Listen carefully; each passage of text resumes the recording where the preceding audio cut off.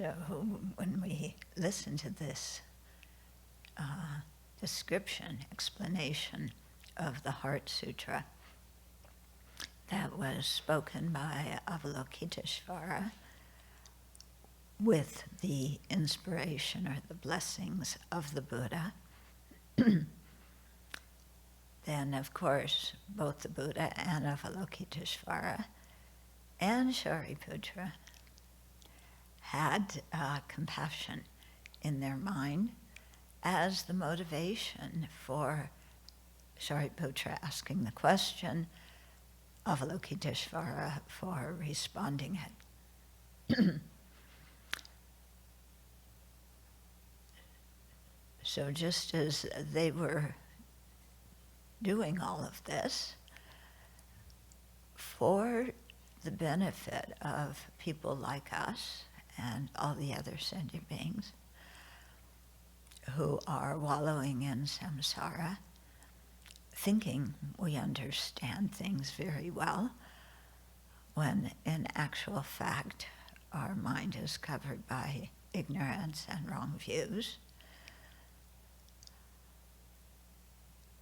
Let's try and have a motivation similar to theirs.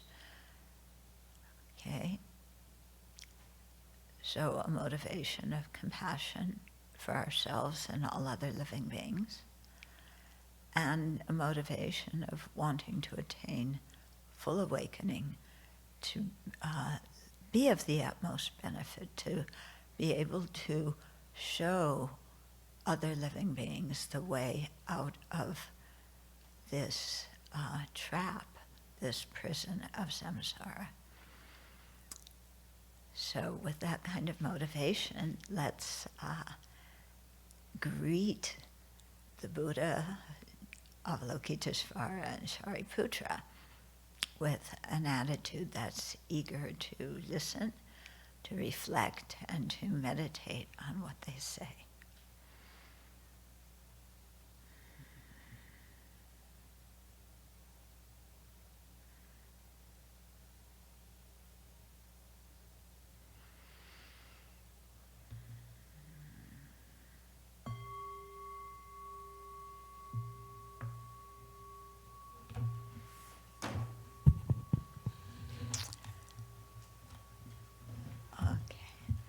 So in going through the Heart Sutra, I thought, okay, there's the outline, and I can just use past notes from teachings I've had on this to explain it. And then I discovered a little booklet where somebody had transcribed and made it into a booklet of one of His Holiness's teachings. Yeah, there's a few boo-boos in it, but very, very nice. So I thought, well, let's go through that, because His Holiness, when the Dalai Lama, when he explains things, he will often go and talk about other topics and bring those topics into the main thing that he's explaining. So he does that here. You know, he goes through the outline, but he'll go off here and off there and bring it all back. So this teaching will be, it's explaining an incredibly complex topic which people study for many, many lifetimes. And we're going to do it in 5 days. So we're going to talk about the essential points, but, just be aware that if everything's not crystal clear, that's because we need to do more purification and creation of merit, listening to more teachings, reflecting on them, meditating on them. So,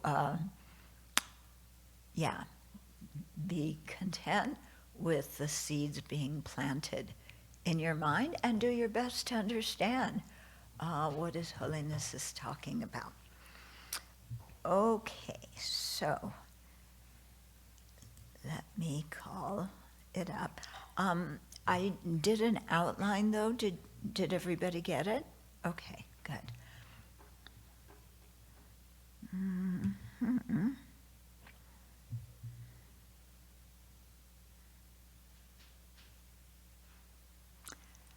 Yes, the computer's just waking up.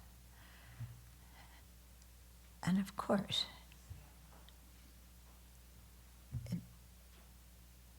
okay. Mm-hmm.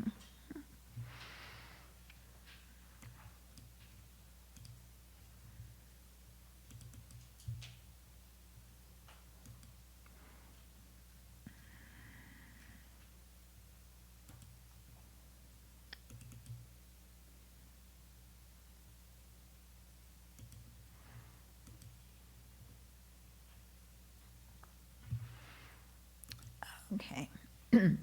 So the little booklet is called Essence of the Heart Sutra. And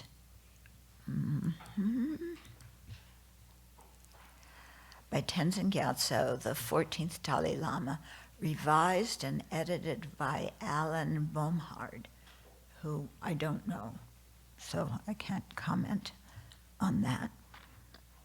Okay, it doesn't say who translated it. Oh, translated and edited by Geshe Thubten Jinpa. Okay. So we just chanted it. So here's His Holiness's introduction. It is said that there, and I'll read and then I'll stop and comment, okay? It is said that there are some 84,000 discourses that the Buddha taught in accordance with the diverse mental dispositions and spiritual inclinations of his audiences. So that's a really important point. The Buddha taught different things to different people according to what they needed to hear at a certain point in their practice. In other words, it's not one food for everybody's diet. That things have to be adjusted. Yeah.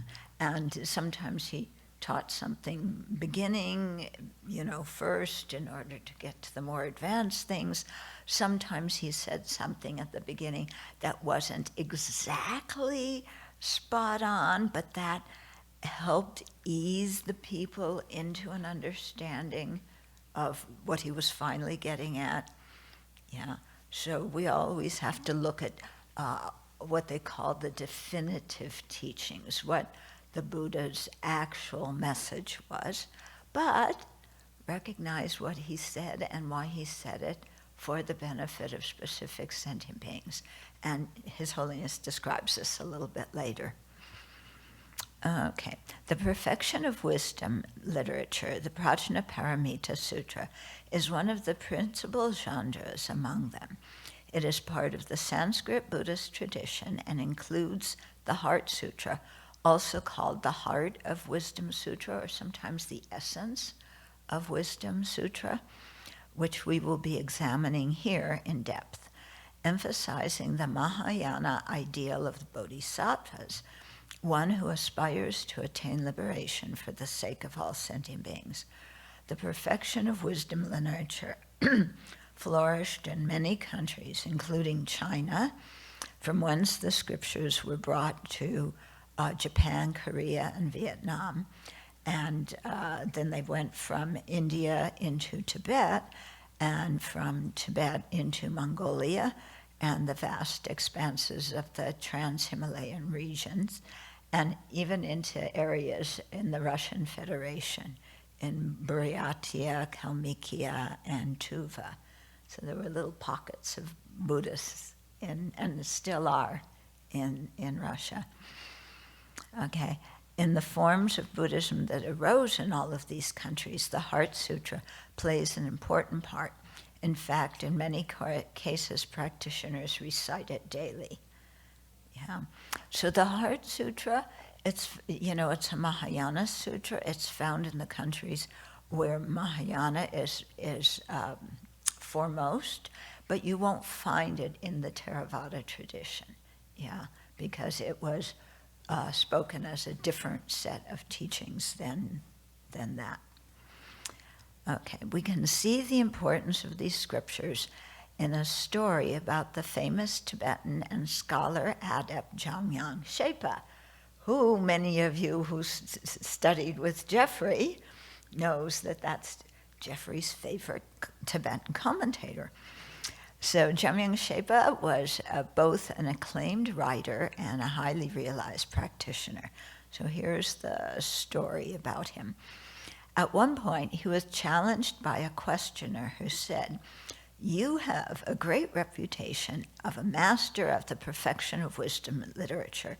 Does this mean that your expertise in other fields, like the middle way or Madhyamaka philosophy, is not so great?" In other words, there's a lot of things to learn, but you're a specialist in one, so do you really know anything about the others? Or, So Jamyang Shepa responded by stating that if one examines the Madhyamaka philosophy, it represents the philosophical standpoint of the perfection of wisdom literature. Okay. If one examines the study of epistemology, that sutra represents, or the perfection of wisdom represents the methods of inquiry that are essentially a medium for understanding the perfection of wisdom. If one examines the Vinaya, the monastic disciplinary code, it presents the precepts that the practitioner of the perfection of wisdom must undertake. And if one examines the Abbey Dharma, one finds that its taxonomy of reality is central to the perfection of wisdom literature. Thus, Jamyang Shepa asserted that the perfection of wisdom is the foundation of all the other fields of study. So what I just read, that it talks about epistemology, it talks about philosophy, it talks about Vinaya, it talks about Abhidharma. In other words, if you understand the perfection of wisdom literature completely in all of its ramifications, you will understand all these other things too. Okay, generally speaking, there are many different scriptures within the perfection of wisdom literature. Those that were translated into Tibetan are collectively known as the 17 mother and child scriptures. The Heart Sutra is one among these 17 and is sometimes known as the 25 verses on the perfection of wisdom. So I guess the Heart Sutra, if you put it in verses, there's 25 of them. Okay, there are several different versions of the Heart Sutra. For instance, there are slight variations between the Tibetan and Chinese versions. So the Chinese version just jumps in at the beginning with Shariputra asked this question, and this is what Avalokiteshvara responded. And then it ends, with the recitation of the mantra.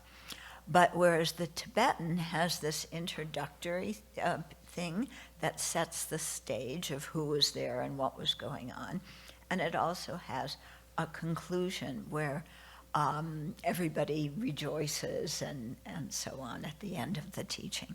So there's differences like that, but the basic text is the same.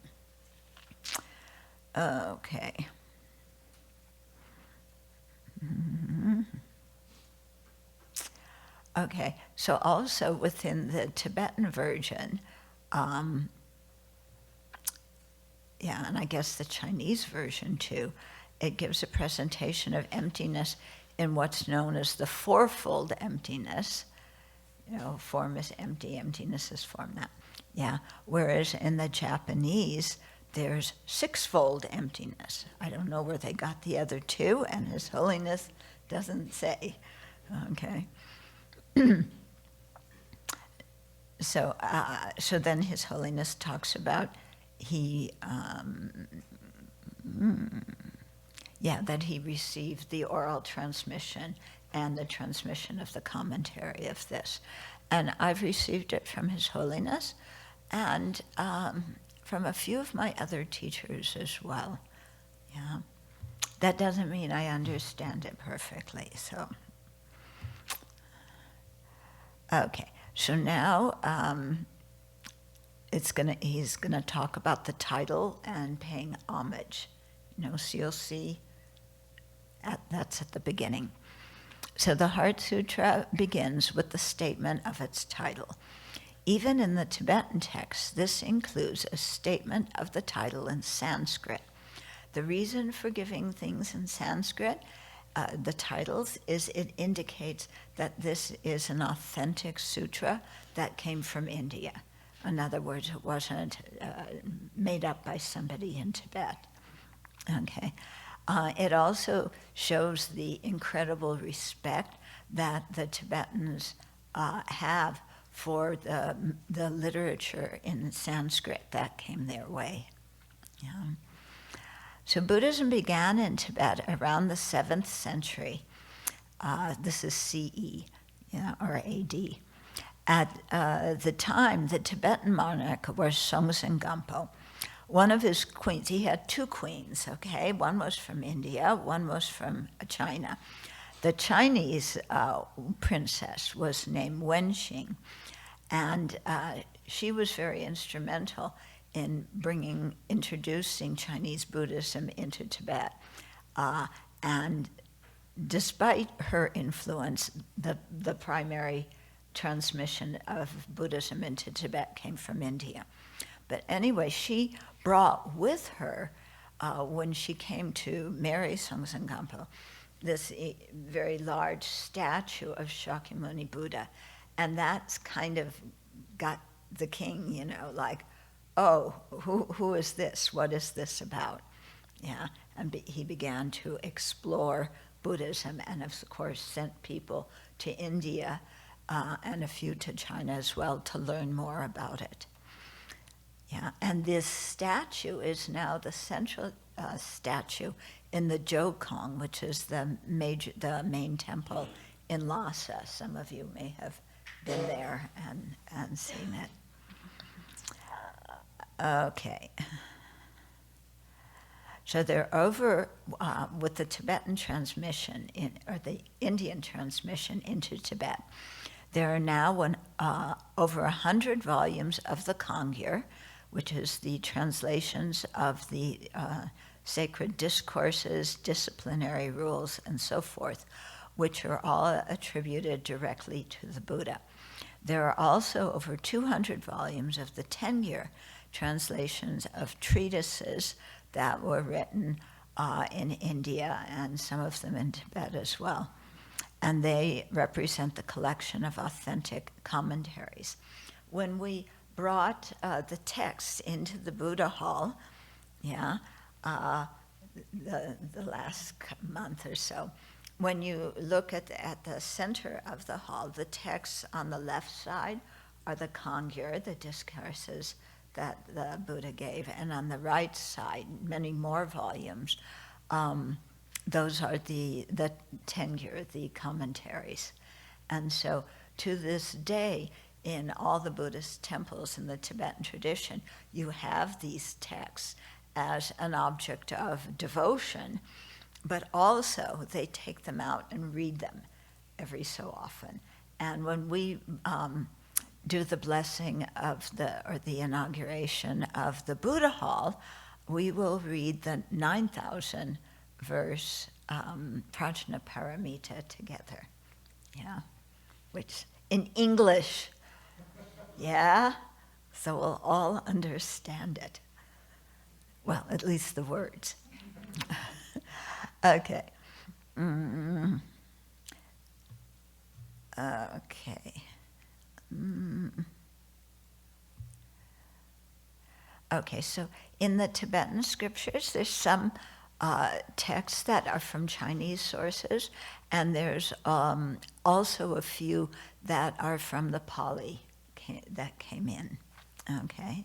But all the meaning of the Pali text, if it isn't in specific sutras translated into Tibetan, it comes in the commentaries.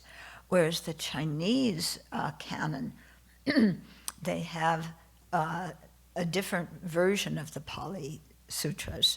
You know, it's basically the same, but there's some differences here and there because the tradition was oral for many centuries, so of course you're going to come with different words here and there. Scholars agree that the Tibetan scriptures are very faithful translations of the original Indian source. Over time, Tibetan and Chinese became the two most important non-Indian languages through which Mahayana Buddhism was transmitted from country to country, giving rise to the numerous other varieties of Mahayana Buddhism. Okay, so you have different traditions in Tibet, you have different Buddhist traditions in China and Taiwan and so forth, yeah. But they all kind of come from the same source. And when we include the Theravada tradition too, all of the teachings come from the same teacher, the Buddha. Okay. So today, Tibetan remains one of the most important living languages through which the practices and teachings related to the Bodhisattva vehicle can be accurately transmitted. So this is an important point. We may just read it, oh yeah, you know, they're in Tibetan, yeah, it's an important language, so what? But when you think about the Tibetans being in exile and that the Chinese Communist government is doing its best to demolish Tibetan culture and to interfere with Buddhist practice. They made, you know, hundreds, thousands of monks and nuns disrobe. They imprisoned them. They burned temples and scriptures. And the communist government that did this in China as well. But nowadays, many Tibetan children, instead of being educated in Tibetan, they're educated in Chinese because the government wants to, you know, really show them that they're really just a form of Chinese. You know, they say there's 5 different types of Chinese, and the Tibetans are one of them. The Tibetans don't really agree with this, okay? But this is what His Holiness said here about it being one of the most important languages of Buddhism, Mahayana Buddhism. It really emphasizes that despite what's going on in Tibet and the destruction of the culture and Buddhism in Tibet, it's really up to the Tibetans in exile to learn Tibetan and preserve all of this. You know, it's preserved in some ways in Tibet, and there's teachings going on, but it's really in exile. And it's a difficult situation because living in exile, then the young, in India, the young children, they want to learn English, they need to learn Hindi. Those who go to the West, you know, become very westernized. And so it's a challenge to keep the Tibetan language alive for the younger generation. So the title of the Tibetan text of the Heart Sutra reads, "The Blessed Mother, the Heart of the Perfection of Wisdom."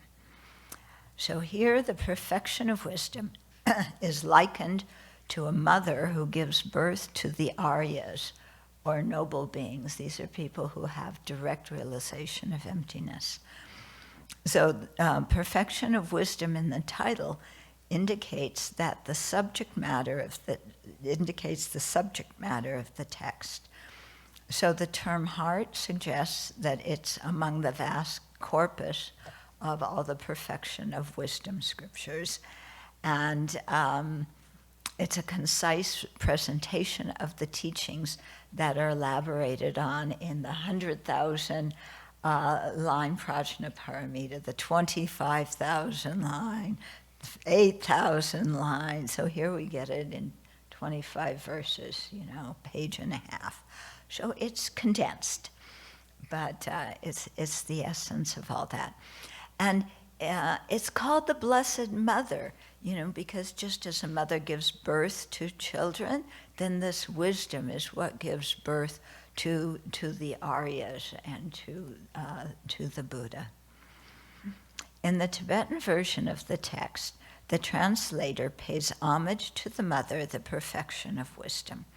Sometime after this translation was made, a custom arose in Tibet, established at one point by royal decree, for translators to choose specific entities to which to pay homage at the beginning of a text that they're translating.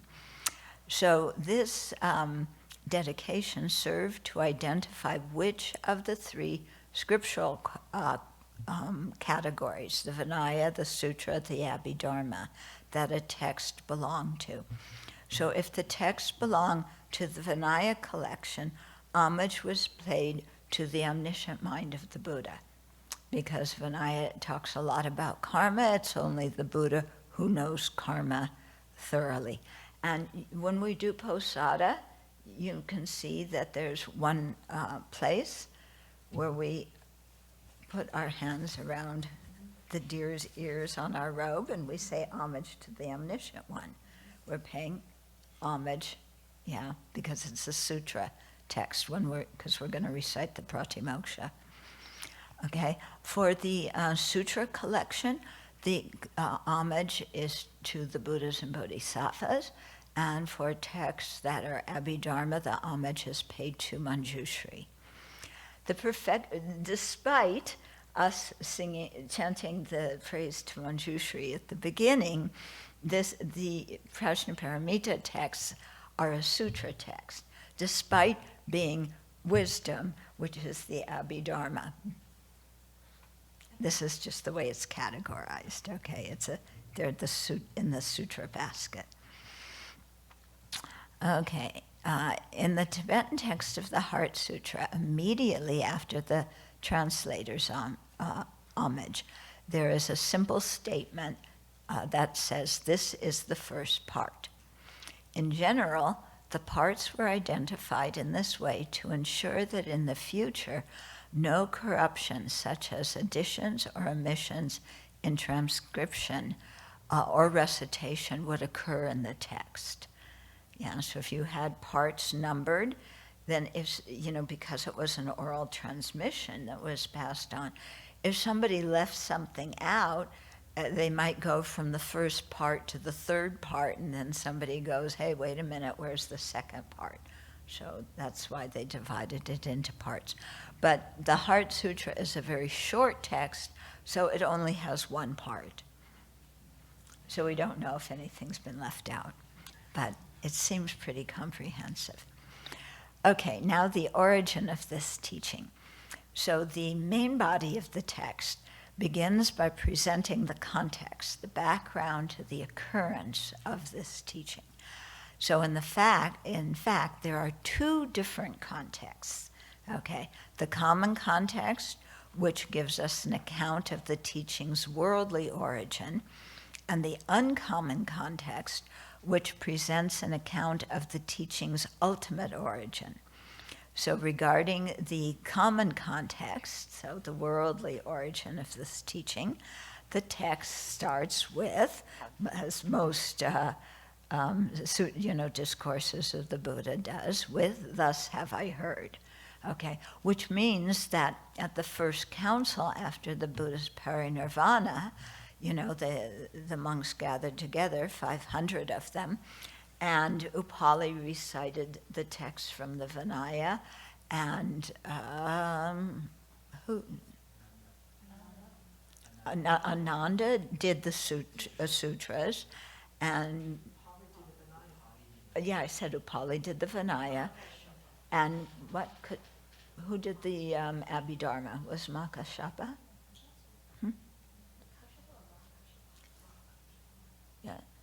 Mahakashapa? We think. Well, some other arhat did it. Okay. Okay, so it indicates that, somebody is saying, I was present there at this, and this is what I heard, and I'm reciting it, okay? And so when they did that at the first convocation, then that's what started the whole thing of the oral transmission of one person reciting it to the next one, who memorized it, who recited to the next one. And that began a tradition of what they call banakas, which is where the Pali term Bhante came from. Yeah, it was the people who recited the sutras from heart and were responsible for passing them on to the next generation.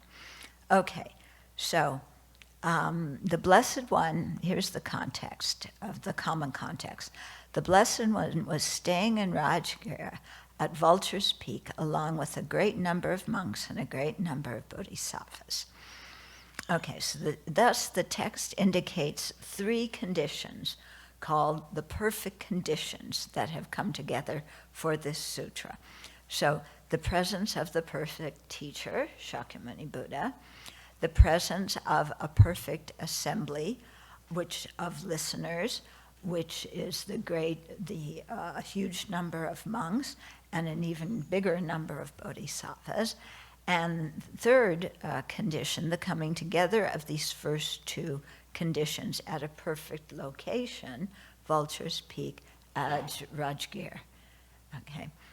What I found very interesting as a little aside, when we got the Abbey land here, okay, we used to see a lot of vultures in the sky. Since the fire last year, we don't see as many, but there was a lot of turkey vultures and eagles and different vultures of some kind. And the country lane, what you drove up, on the old map, it was called Buzzard's Roost. So we thought, interesting, Vulture's Peak, Buzzard's Roost. Interesting coincidence. Okay. So you might say that, well, wait a minute. How many of you have been to Vulture's Peak? Yeah. Is it a big place or a small place?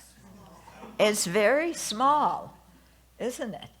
So how do you have a great number of monastics and an even larger number of bodhisattvas? Are they all crammed into that space?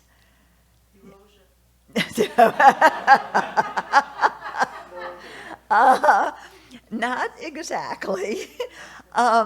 But the bodhisattvas, they didn't need to walk there. The monastics all walk there, okay? Bodhisattvas didn't need to. They just had, super normal powers, and they just gathered and they sat in the space above and listened to the teaching.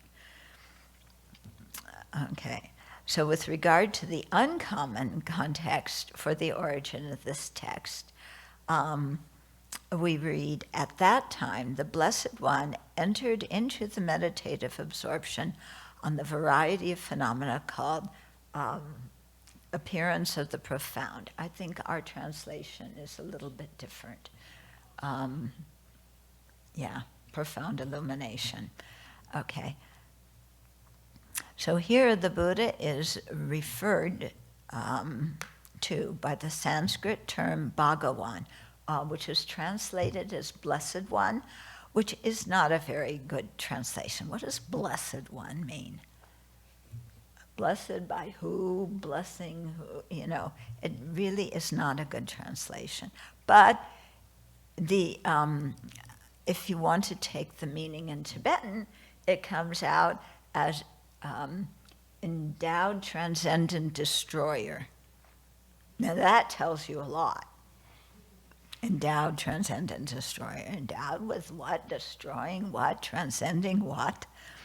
Okay, the Tibetan term that's a translation of Bhagawan is Chomdende. So Chom means to destroy, In other words, to destroy the two obscurations to full awakening. Chom Den means to possess, yeah, and show, so the Buddha possesses all the good qualities. And Chom Den De means to transcend, in other words, to go beyond the world of samsara.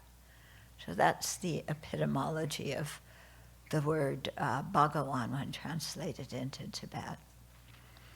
Yeah, it's helpful to know because we translate in the praise to the endowed transcendent destroyer usually before teachings, and if we don't know what that means, then we're just making sounds. Okay, so the term connotes someone who has conquered the four maras. Okay, so the four maras. Mara in the original scriptures was some kind of god or demon whose speciality was causing people to be distracted from the Dharma or to turn away from the Dharma. Okay, so whenever we say Mara, it implicates something not so nice. So these four negative forces that are Maras, so the one of the afflictions, the ignorance, anger, attachment, these afflictions, the Mara of our aggregates, so our body and mind, that are under the influence of afflictions and karma. The third Mara is death, which deprives us of our life. Yeah. And then the fourth is attachment to sensory pleasure. Yeah. Or sometimes it's said to be arrogance, and sometimes this fourth one is said to be that God in the whatever realm he's in, who is quite mischievous, and makes people distracted. So, sometimes you start out really gung-ho in your practice, and then after a while, I wouldn't mind a little bit of pleasure. Let's go see the movies. Let's go, on a holiday. And you start down the slippery slopes. That's said to be the influence of Mara. Okay, so some people may say, "Oh yeah, well there's a being called Mara. That guy's the problem." Sorry, you can't blame it on poor Mara. When we get distracted, this is our afflictions, the first Mara, okay, that gets in the way. Our afflictions saying, oh, yeah, Dharma is interesting, but I really want to have a little bit of fun. What is wrong with fun anyway? Yeah, I love when people come up with that. What's wrong with fun? What's wrong with pleasure? Why is Buddhism always talking about suffering? Oh, and renunciation. Oh, you mean I have to go sit in an ice-cold cave and wear, nettles that prick me and thorns and sleep on, this cold floor and, this. I have to do that to become enlightened. Ugh, yeah. That is. This is a good example of how we take the English word that is translated for something in Tibetan or Sanskrit or Pali, and instead of seeing what the word means according to the Buddhist meaning, we impute our dictionary definition. Okay, so we hear renunciation. What do we think? Well, Judeo-Christian background, especially, kind of some types of Christianity, what do you have to renounce? Huh? The devil, yeah. Who else? What else? You have to, pleasure, happiness is sinful. Yeah, did you learn that in Sunday school? Some people did, that it's sinful. And to get closer to God, you have to give up sin, and you were born with sin. And so Buddhism does not look at the world in any of those ways, okay? But rather, when Buddha's talking about renunciation, what are we renouncing? We're not renouncing happiness and joy. Yeah. Do you think of the Buddha as some guy who's sitting there? I won't tell you who he looks like in recent.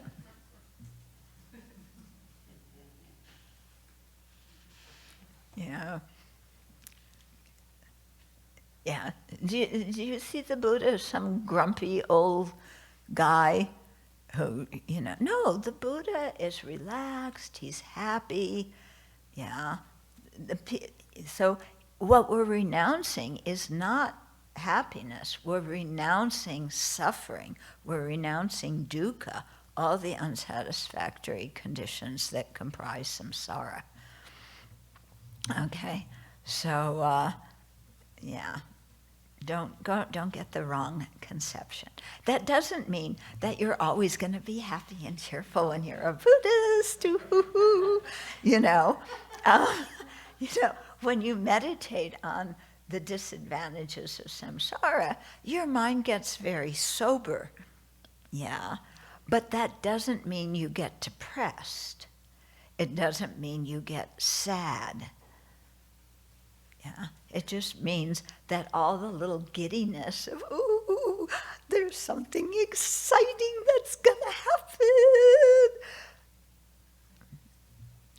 that you renounce, you give up all that kind of excitement, anticipating some kind of temporary pleasure, yeah. Which we all did yesterday, and what happened? Kerplunk, yeah. So, the dissatisfactoriness of samsara.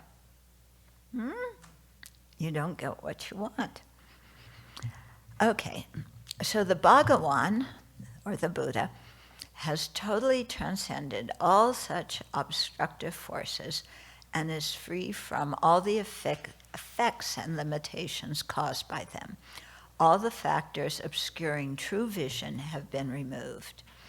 We say that the obscurations are removed rather than a new kind of vision is attained, because the mind has a natural capacity to know things.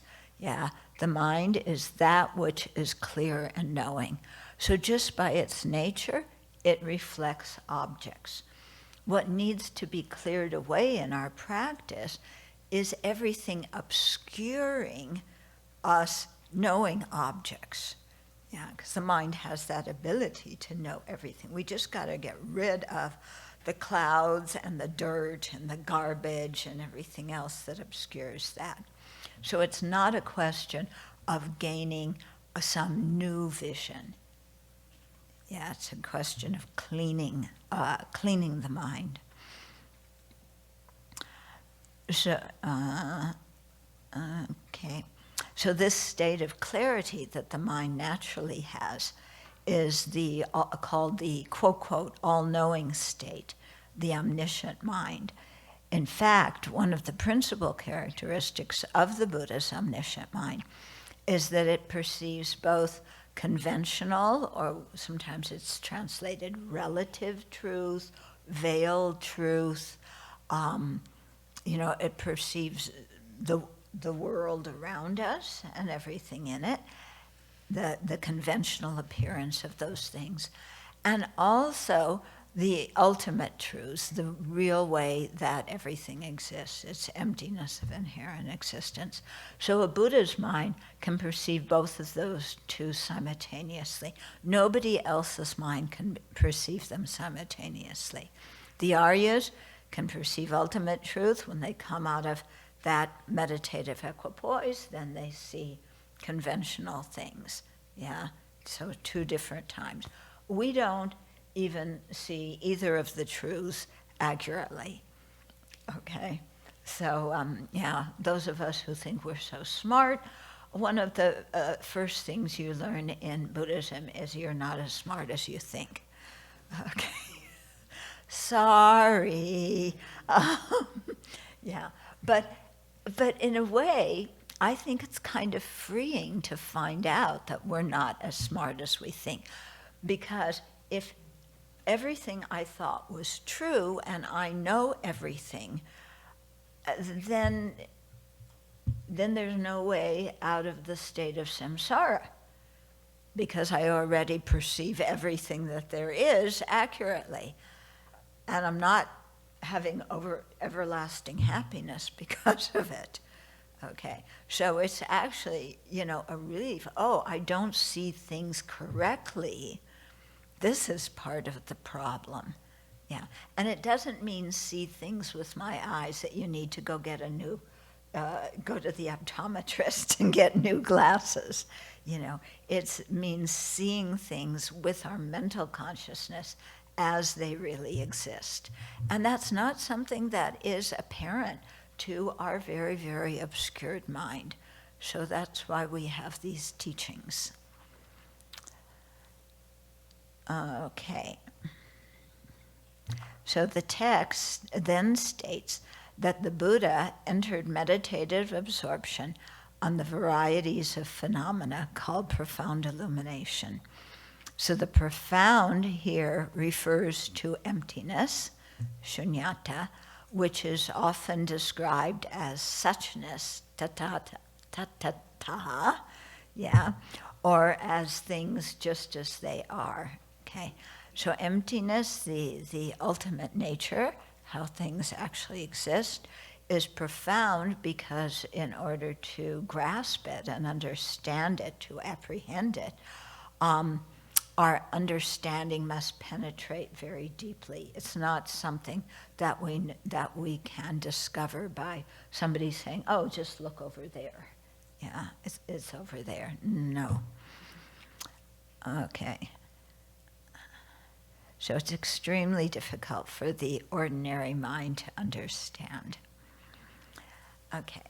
So the fully enlightened Buddha, who had totally overcome all limitations and negativity, and who had actualized all levels of realization, was himself a manifestation of the perfection of wisdom.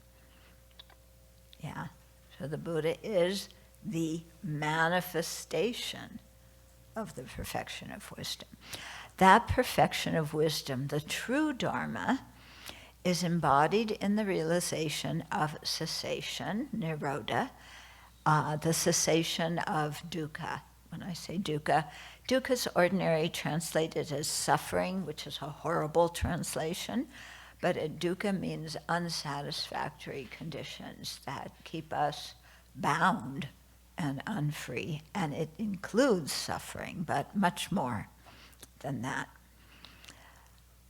Okay. So so the perfection of wisdom, the true Dharma, is embodied in the realization of cessation, true cessation of dukkha, and the path. Okay, so of the Four Noble Truths, true cessation, true path are the last two. Yeah, dukkha and the origin of dukkha are the first two, and those are the two that we abandon. We do that by realizing the true path and using that realization to cleanse the mind and gain all the true cessations along the path. Since we venerate and admire the fruit of the Dharma, the resultant state of full enlightenment, we should also venerate and admire all the causes and conditions that give rise to that state. Since circumstances can be profound and transcendental, such that the three perfect conditions mentioned above, what were they? Perfect teacher, perfect assembly, and perfect location. Okay. So So circumstances can be profound and transcendental, such as the 3 perfect conditions mentioned above, or simple and mundane, such as the fact that when the Buddha taught the perfection of wisdom, he arranged the seat upon which he sat to give the teaching. Similarly, in the scriptures, we find that often when the Buddha was going to give a teaching, the members of the monastic community would take their saffron garments, our dharma robe, our chogu, and stack them up and make them as a seat to offer the Buddha that he sat on when he taught. Yeah. So such veneration is not accorded to the person himself because of his greatness, but rather it is accorded to the teaching that he embodies and exemplifies. Understanding this point is critical. Okay? So when we come in, it looks like we're bowing to the Buddha, it looks like we're bowing to the teacher. Rather, what we're really bowing to is the Dharma refuge, okay? True cessations, true paths, yeah? And that's what the teaching embodies and is going to explain to us. So this is quite important, especially we have a culture where we idolize individuals. And we take an individual and create, the movie stars, the sports heroes, just these ideal stereotypes of people who are rich and famous and live happily ever after, and everything they say is good.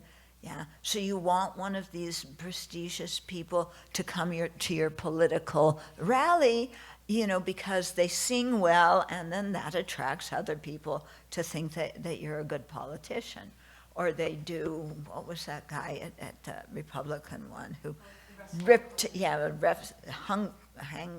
the Hunk or something. Anyway, that guy who ripped his shirt off to show his muscles, and that was supposed to show that, that Trump was strong and muscular despite being 78 and obese. And Beyonce, sings so lovely, to get people to vote for Kamala.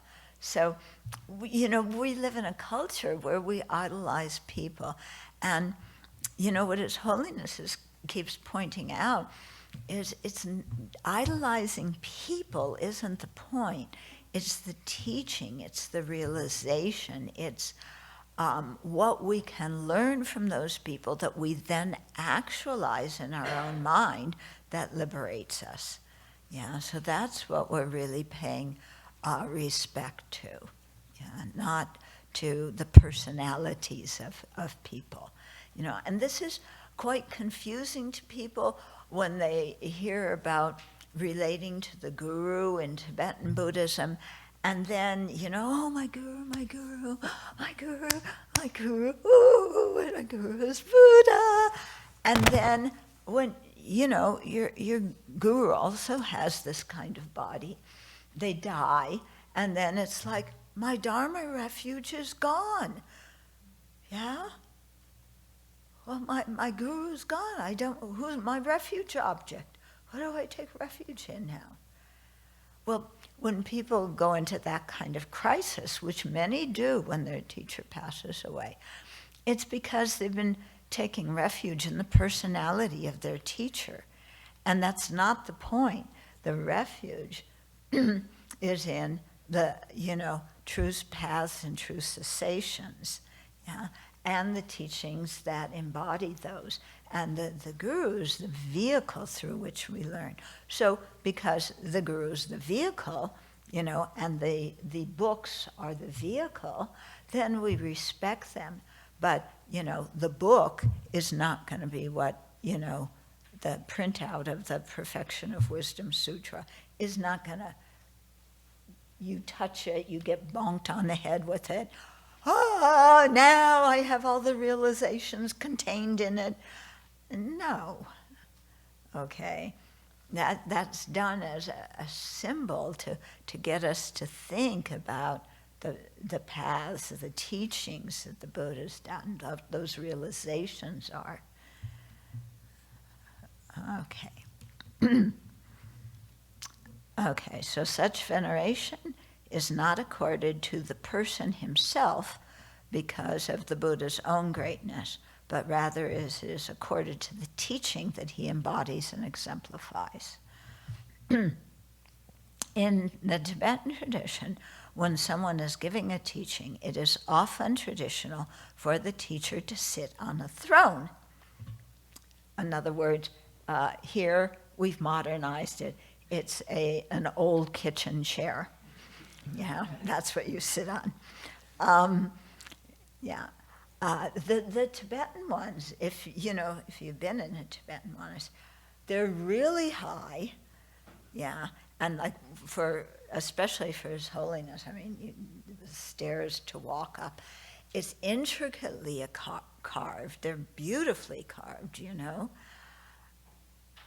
I won't tell you how much they cost, but but that's to show respect for the person who is teaching us the Dharma, because the Dharma is what's going to liberate us.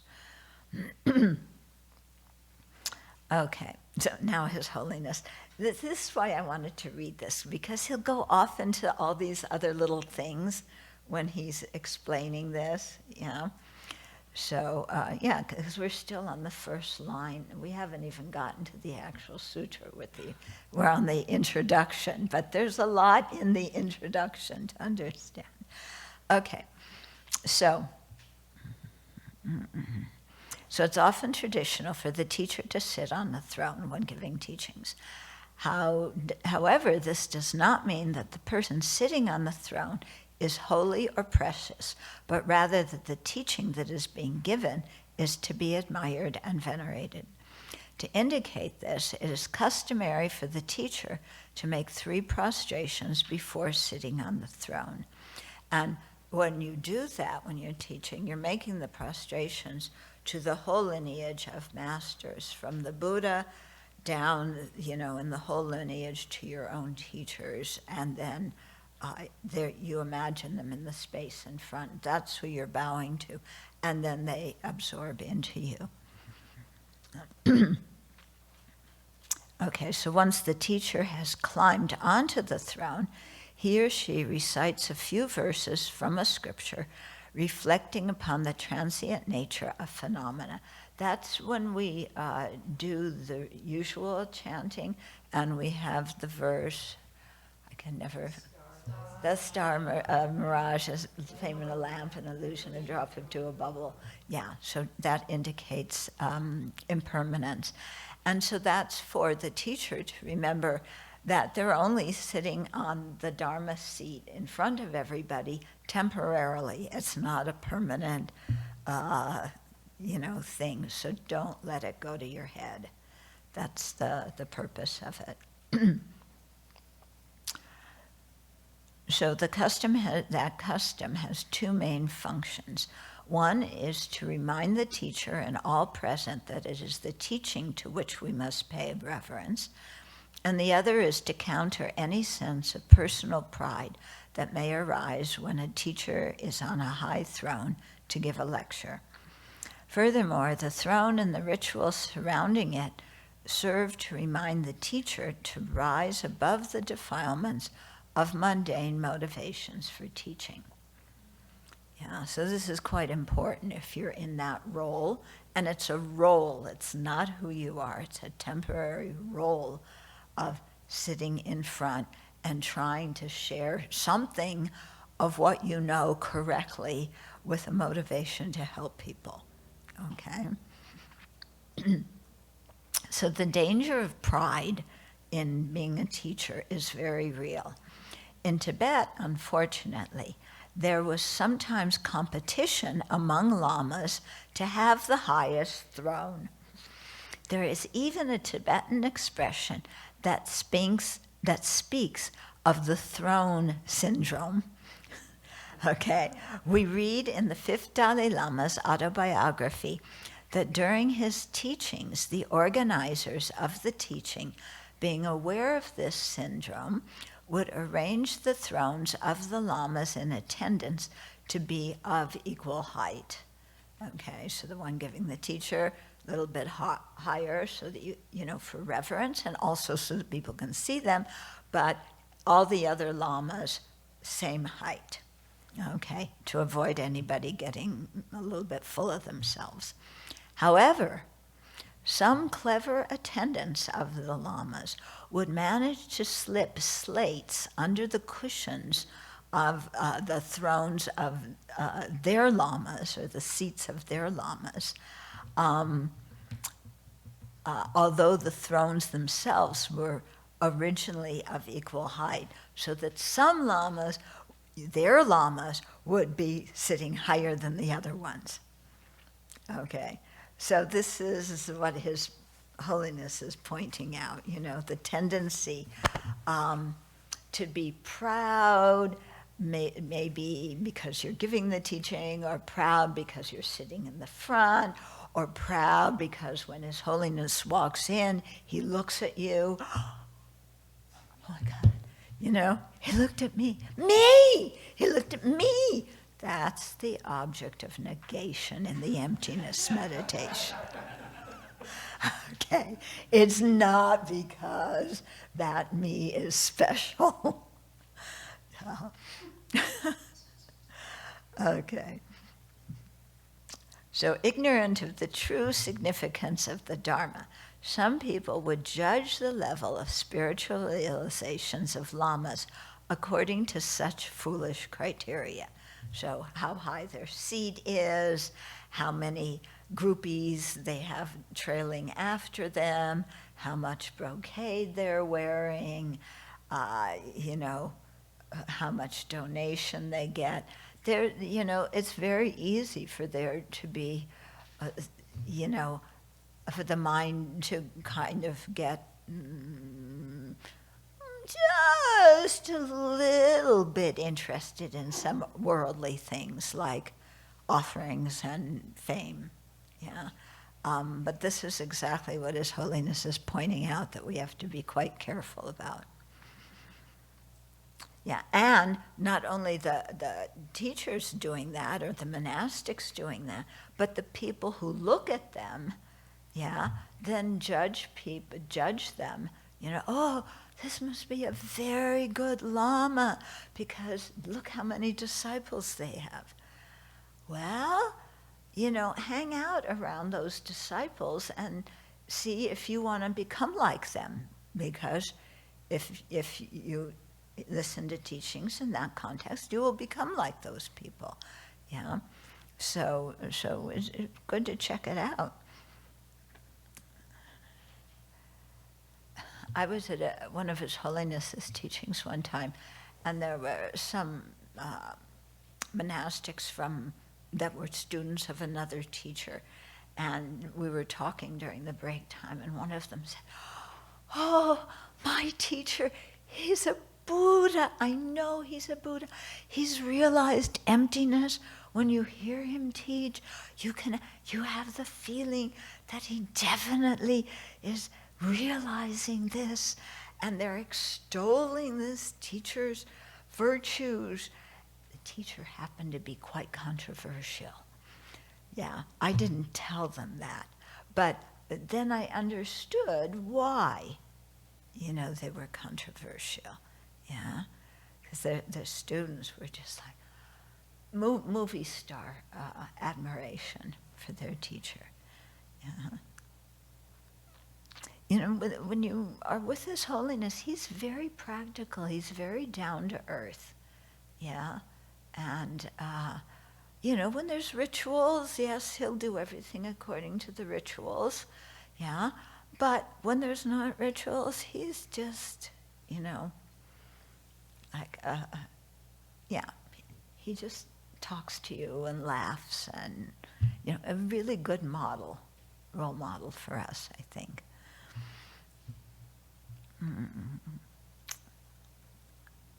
Okay. I like this one.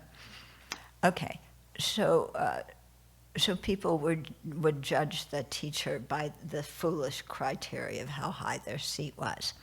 Moreover, people would also judge lamas, this is in Old Tibet, in terms of how many horses and mules and yaks were in their caravan, concluding that because he had so many horses, a certain lama must be a person of great importance. Yeah. So you wear a lot of brocade, you have big hats. Yeah, oh, must be very important. Yeah. At the Abbey, we are, people say, are you yellow hat, black hat, red hat? We are the sun hat sect. Okay, we wear sun hats in the summer. Yeah. So despite, they would think a lama was very astute and high because of how many horses. They didn't have horses, it must have been yaks in their caravan, despite the fact that people knew perfectly well that a successful bandit could also have that many yaks in their caravan. So it's not the number of yaks that make you good. Obviously, the proper way of judging the quality of a teacher must be based on his or her spiritual knowledge, practice, and realization, not on external, superficial, or irrelevant factors. If one looks at the history of Buddhism in Tibet, there were great spiritual teachers such as Milarepa, who owned nothing and looked like a beggar, and the Kadampa master Dromtompa, who was a great teacher yet remained an ordinary, humble nomad. In the 20th century, there were teachers like the Dzogchen master Dzapatro Rinpoche. He's the author of Words of My Precious Teacher, who in his external appearance looked completely unremarkable, like an itinerant wanderer. These spiritual teachers bore no external signs of grandeur. Yeah. When I was in Italy, Geshe Thubten was coming to be the resident teacher. And, so we wanted to make everything very nice. So there were china dishes in the villetta, and we made a nice high throne and, nice cushions and everything. And the first day we invited Geshe to come in and teach, and he looked at the throne. He took the cushion, he took the nice brocade cushion cover off, took the cushion off the throne, put it on the floor, and sat down. He wasn't having any of that stuff. Yeah.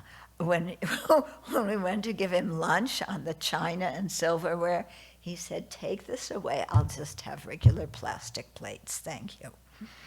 Yeah.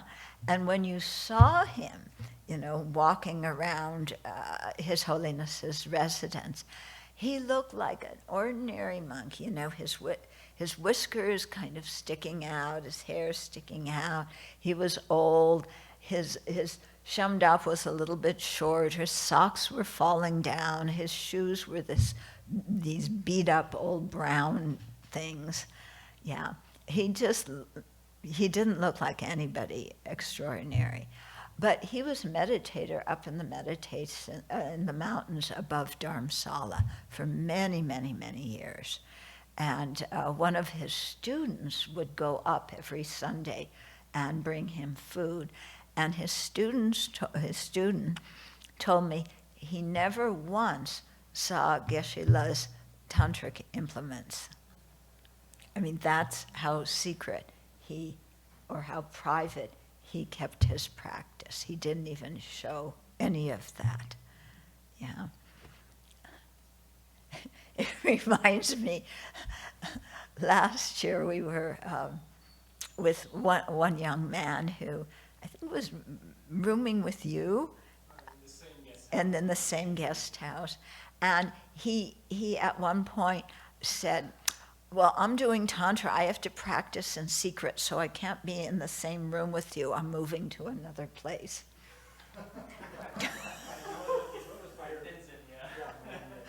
Yeah. So, he didn't kind of really understand what it was about. Yeah, let's broadcast that I'm practicing something secret. Yeah, he was young, so we give him a break. Okay. The emphasis placed in Tibet upon the hats that lamas wear is another example of affording respect to a teacher for the wrong reasons. Different sects are distinguished by hats of different colors. The Gelu wear yellow hats while the other sects wear red hats. Of course, the original teacher, Buddha Shakyamuni, wore no hats at all. Yeah, nothing. Yeah.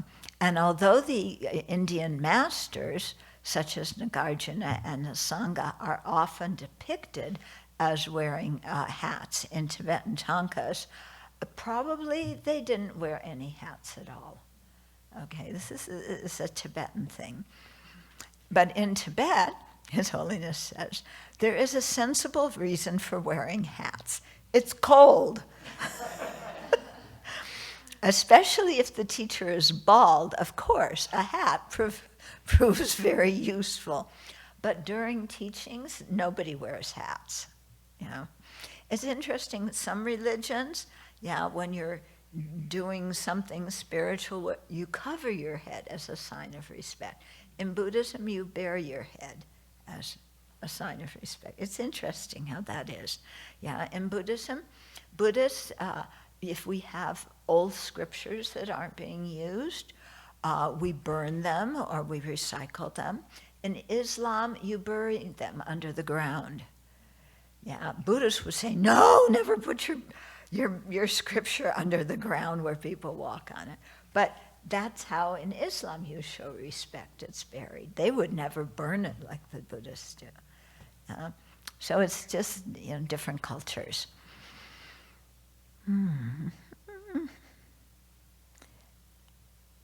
Okay. And although the Indian Buddhist masters, such as, I read that. However, Tibetans went to an extreme, making hats of elaborate, almost grotesque shapes and sizes. This, I think, is unfortunate. His Holiness is so practical and so humble. I forget if he talks about this in here or not, but when he, was little and up through his teenage years, he was dressed in brocade. That's what the attendants gave him to wear as a sign of respect. All this, brocade, Well, like on the Tonga. So this pattern and things made out of silk, very colorful, and you can see the pictures of His Holiness when he went to Beijing. When the British were coming in and occupying Lhasa, then he fled to Beijing. He was wearing those clothes and some funny kind of hat and everything. And he was young, and that's what people had him wear. But when he went into exile, and probably even before that, he said, wait a minute, I'm a monk. I should be wearing monk's robes, not fancy brocade. And so he completely changed that and is wearing monk's robes. Some people wear monk's robes and then they put the brocade just in this section. I've never seen His Holiness with brocade in his donka. So it is extremely important for us to adopt the essence of the Buddhist teachings and to understand the teachings of the great Indian masters, such as those of Nalanda Monastic University. The true gauge by which to evaluate the validity of any teaching should be whether or not it is true Dharma that serves to liberate us from suffering. In other words, Does that teaching describe the path and the cessation accurately? Or is it a teaching making up something that sounds kind of really, mystical, magical, and, that's not the criteria we should look for.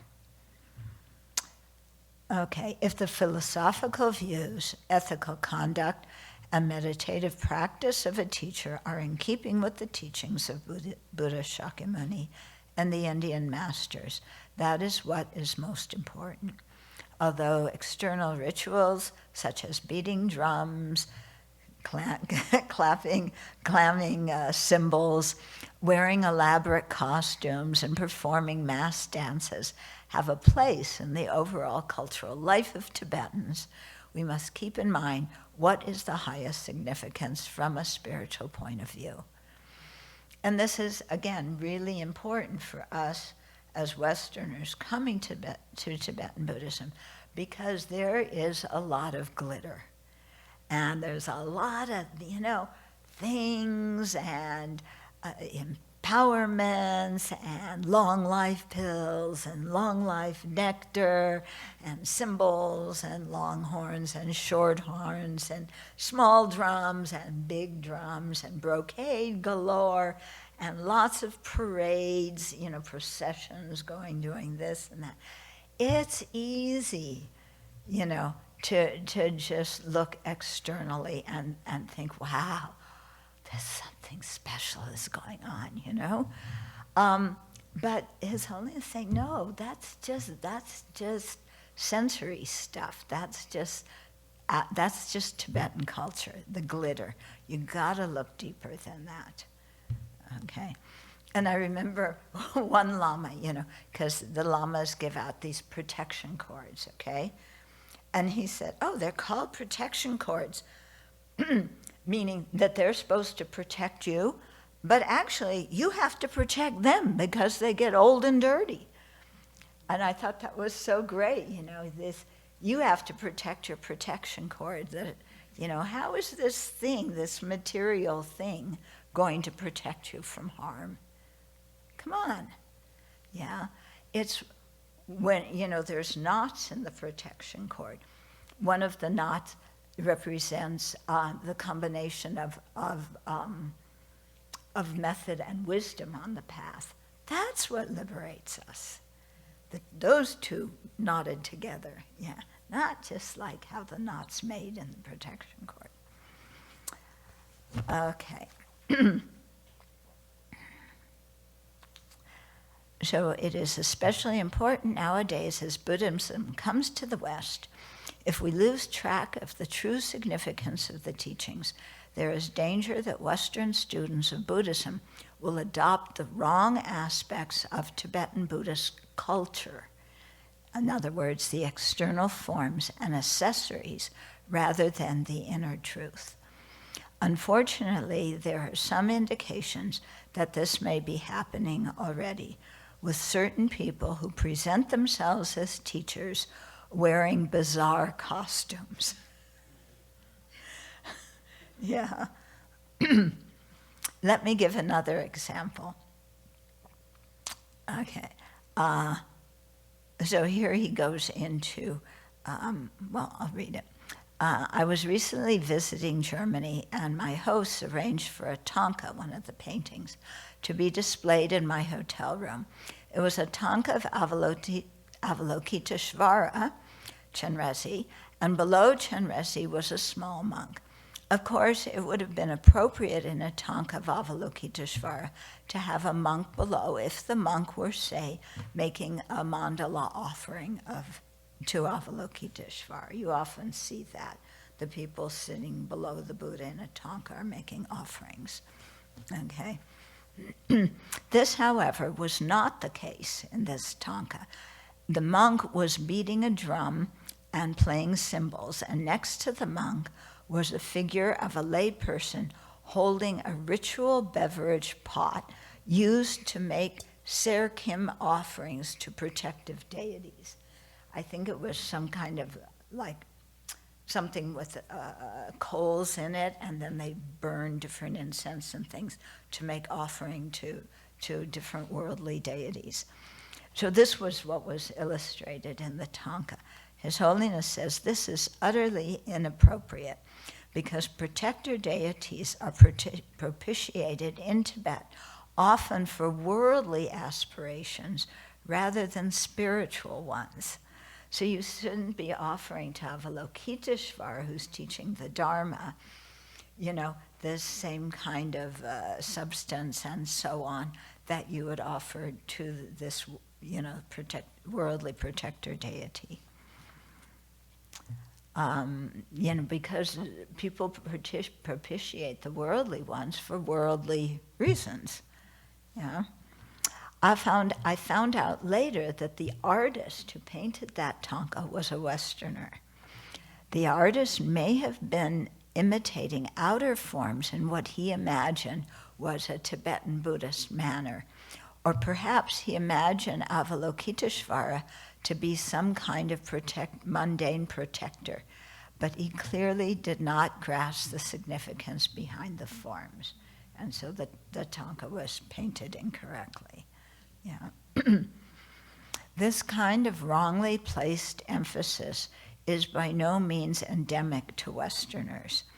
For example, if one walks into a typical temple in the Tibetan monastery, there will be an image of Buddha Shakyamuni at the center of the hall, which is the way it should be, because the Buddha is the founder of the teachings. And he's the one who reveals to us the path to awakening. Therefore, we should entrust, if we can, our entire spiritual well-being to Buddha Shakyamuni. That's why the Buddha is in the center of the hall. And when we have our altars, we should have a Buddha in the center. Yeah. Sometimes it's not possible because you have another statue that's bigger, then you put the Buddha above or to the side. But the Buddha should always, best way is in the center, an image of the Buddha. Okay.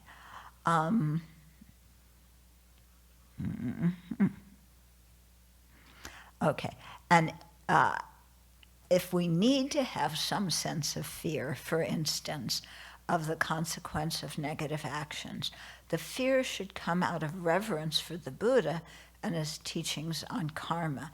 In other words, I have faith in the Buddha, and look what I did. That just, I don't feel good about what I did as a disciple of the Buddha, and what are going to be the repercussions of that? Not good things. So His Holiness is saying, if you have that kind of fear, it should be a reflection upon your own conduct, not like, somebody out there is going to beat me or punish me or something like that. Yeah, we shouldn't have fear like that.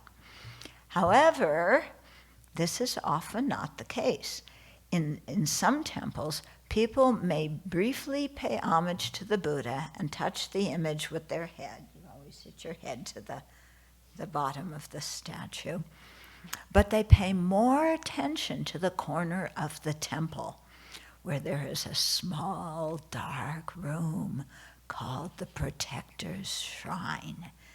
Each monastery has its own protector, which is depicted in wrathful aspect. In this dark, small protector room.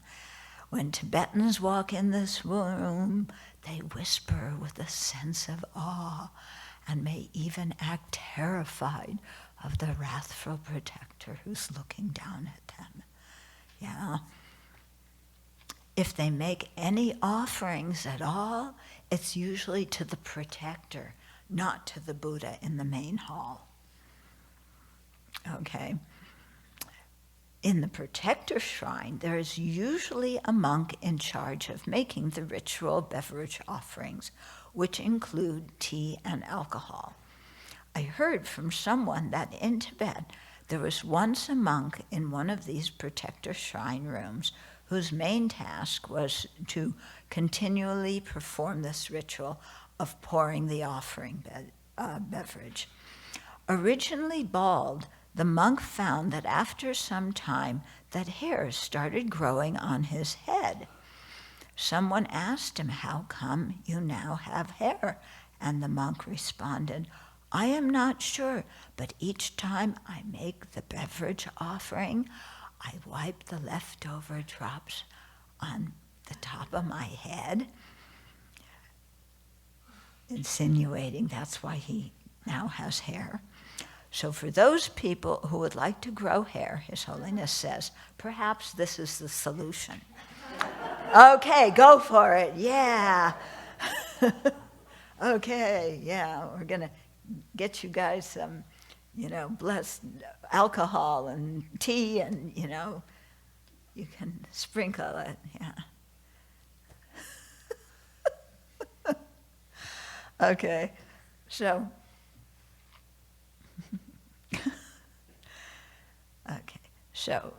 so you see what I said at the beginning about His Holiness going off on very pertinent, interesting tangents that don't seem to apply directly to this teaching, but they really give us the background of how to approach listening to this teaching. Okay?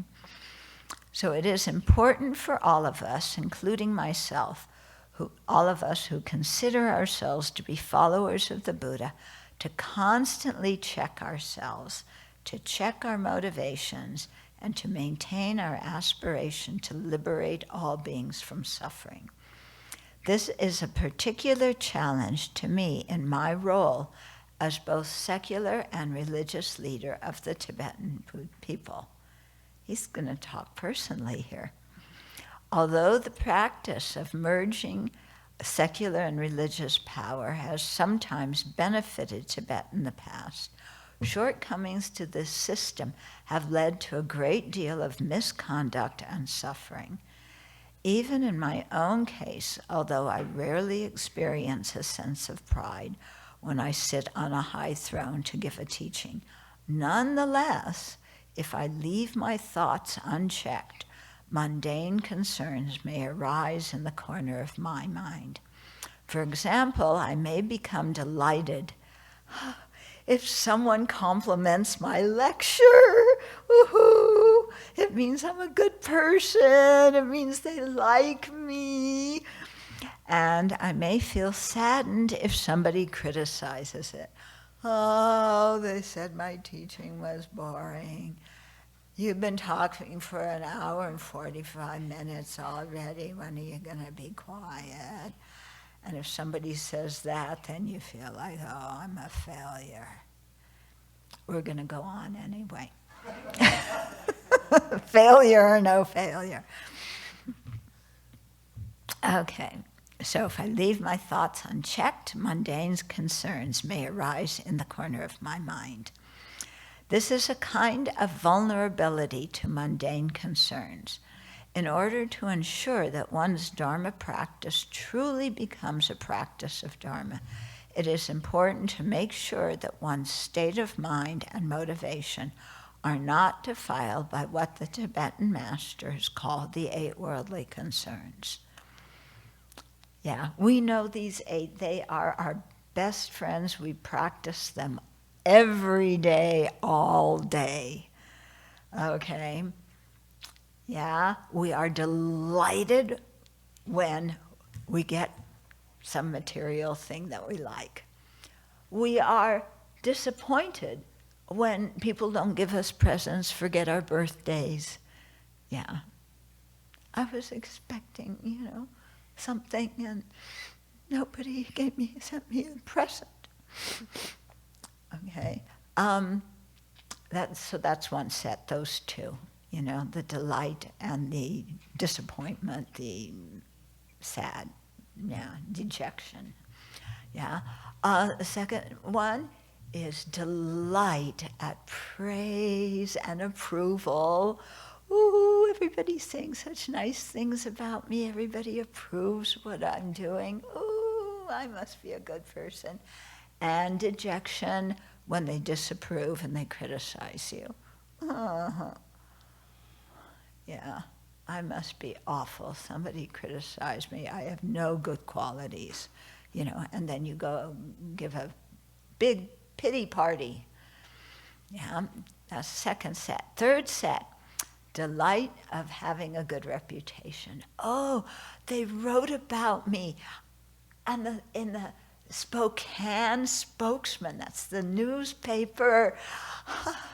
I'm so excited. Everybody knows about me now. Of course, it was on the back page under the obituaries. And when you find out that that's where they printed it, then you go from being excited to dejected. Oh, now people are going to think I'm worthless.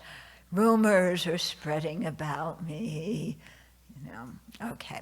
And then the fourth, so that was the third pair. The fourth pair are delight when you have nice sensory experiences. So when you see nice things, like we all wanted to see, blue all over the screen yesterday and this morning. We didn't want to see red. I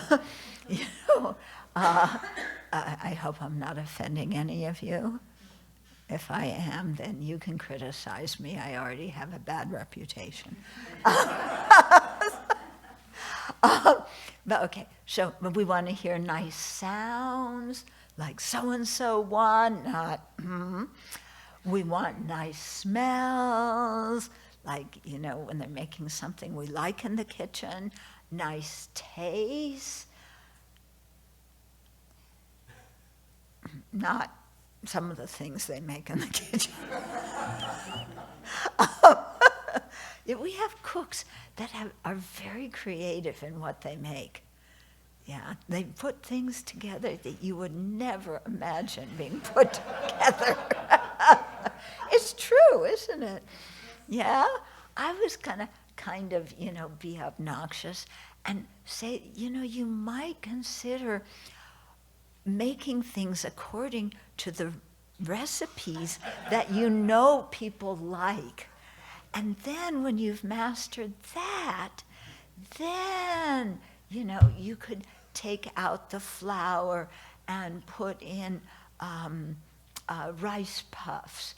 Or you can take out the cinnamon and put in vinegar. But first try making the things that people like. Yeah. Anyway, you try. Good luck. Exactly. Okay, so those are the 8 worldly concerns. And those are called worldly concerns because that's how we spend so much of our time. We have a precious human life, and what do we spend our time on? Oh, what's for lunch? Is it going to taste good? Do people here like me? Do they think I look like a good monastic? Do I have a good reputation? How's my robe? Is my night robe, it's nicer than somebody else's robe. Actually, my robe is older than everybody else's robe. It's more frayed. But that, I'm going to get a better reputation from that because it's old. Yeah. But the people who have new robes think they're going to have a better reputation because they have a new robe. Yeah. But both of us are attached to our reputation. Okay, so you see how all this way of thinking completely is opposite to liberation. It's opposite to thinking of how to benefit all sentient beings. It's opposite to understanding the nature of reality. His Holiness continues, sitting on a throne and holding political power are extremely seductive, and a teacher can never be too vigilant. We should recall the example of the Buddha, who held no worldly authority, and at the beginning of the Heart Sutra, simply sat down and entered into meditation. Really humble, the Buddha. He didn't come in with a parade and say, I'm here. See, the bells ring when I come. So he just came in, sat down, started meditating. Okay, so I think that's it for this morning. Do you have any questions, except why did you talk for so long? Yeah.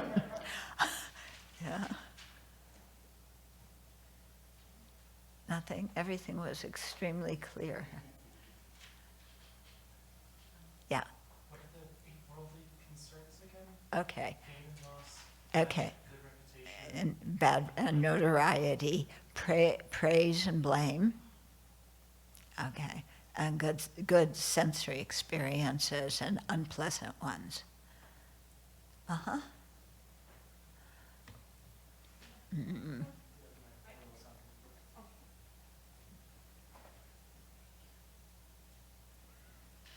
Is the meditation, the absorption in the countless aspects of phenomena called profound illumination? What is happening? In that, I think, well, I don't know from experience. I'm taking a guess that what he was meditating on are the whole variety of all phenomena that exist and how they are all sharing the same fundamental nature of being empty of inherent existence. Yeah, so that fits perfectly. That's what he's meditating on.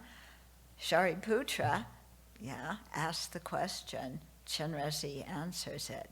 Yeah. So, sometimes people say, oh, Shariputra, he was the one in the Pali scriptures who was the most erudite in sense of wisdom. So, here he is in the Mahayana Sutras. He's the one asking the question like he doesn't know how to practice the perfection of wisdom. That's just showing how arhats are inferior. Some people interpret it that way. I don't think so. Yeah, that's not it. Yeah, my teachers always explain Shariputra was so kind because he asked the question that then enabled Avalokiteshvara to give an answer that was inspired by the Buddha. If Shariputra had not asked the question, this whole sutra would not have taken place. Yeah? So when my teachers explain that, they really say, when you ask questions, it shows that you're thinking about the teachings, and it also gives, chances are if you have a question, other people in the audience has the same question. So it gives the teacher the opportunity to answer that question, and everybody enjoys hearing the response. So that we shouldn't feel, sometimes Westerners go, oh, if I ask a question, everybody's going to laugh because they think it's a stupid question. Or I ask a question, because I should know.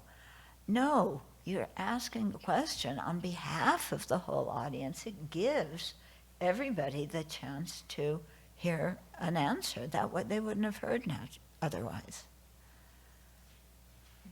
Okay? Yeah?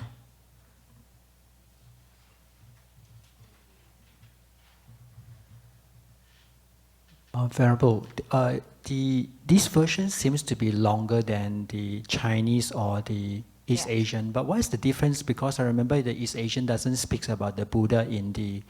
Right, that's what I explained at the beginning, that the Tibetan one has this introductory passage that sets the stage and the context, and it also has the part at the beginning saying that everybody rejoiced at the sutra. The Chinese version doesn't have that. The Chinese version just got right to the point. Shariputra asked this, Avalokiteshvara said that. Yeah, okay, that's the difference. But the text is pretty much the same. Yeah. Mm-hmm. So just to check, so the uncommon origin here is the true paths and true cessations in the Buddha's mind stream? That's the what? Is it, so the common origin is the 3 perfect conditions? Yes. And then the uncommon origin then is the Yeah. true path and true cessations. Cessations, yeah, in the mind of the Buddha and in the mind of Avalokiteshvara Okay. So and Shariputra, because he's an arhat. I see. So it's the true path and true cessations that are the origin of the sutra. Yeah, because he's speaking from those realizations. Which then also then is the Blessed Mother that then gives birth to others, true path and true cessations. Right. Yeah, that's why Chandrakirti's praise to great compassion that says that the bodhisattvas are born from the Buddhas, you know, because Buddha has those realizations and teaches. Yeah. Yeah. I'm curious about the assembly of monks and bodhisattvas. Would the bodhisattvas be Arya bodhisattvas? I assume if they flew there, chances are, although you could have those powers on lower stages too, but I have a feeling they were probably Arya bodhisattvas. And does this mean that they're not monastics? No, you can be a monastic and a bodhisattva at the same time. Even though those monks and bodhisattvas are described separately? Yes, There could be some that were both. yes, Okay. yes. Are you a monk and a man? Yes. Yeah. Are they two different things that we have to look at you first? You know, oh, he's a human being. Oh, imagine that. Oh, he's a monk. Huh, how unrelated to being a human being. Thank you. Okay.